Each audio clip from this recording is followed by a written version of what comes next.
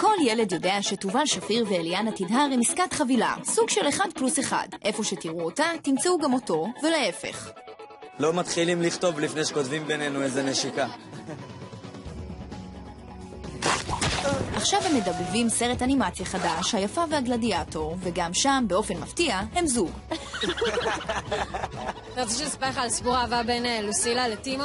תובל בעברו ניסה להיות גלדיאטור, לא מוצלח. הצליח, החליט שהוא מעדיף לשחק ולשיר ולעשות אומנות ופרש. גלדיאטור. כמו בכל זוגיות, תמיד יש את הצלע השלישית. דנה פרידר, ששיתפה עם השניים פעולה בפסטיגל, הצליחה להשתחל גם לכאן. אני רוצה שלישייה עכשיו, כאילו, טריפל. פרידר מרוצה מאוד גם מהתפקיד שהיא קיבלה. חיכיתי הרבה זמן לא להיות הנסיכה המיוסרת, העדינה, השברירית, דווקא מישהי מופרעת קצת, שיכולה לבוא ולהפוך שולחנות. מסכים?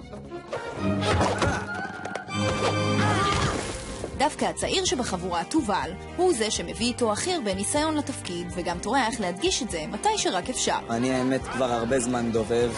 המון זמן. זה גיל 10, לפני שנראה לי למדתי ללכת. אתה עושה הנחות לעצמך, זאת הבעיה שלך. תעשי קול של דיבוב.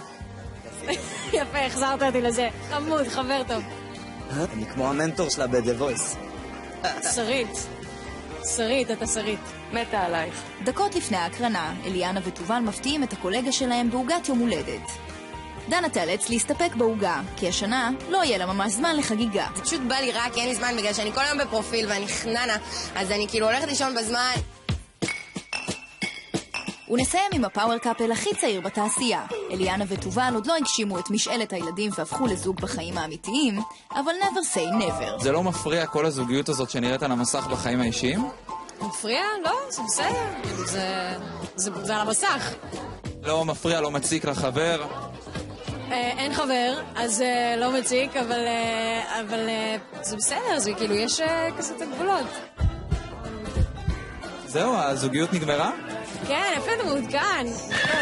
אבל השתניתי! לוסילה באמת! השתניתי!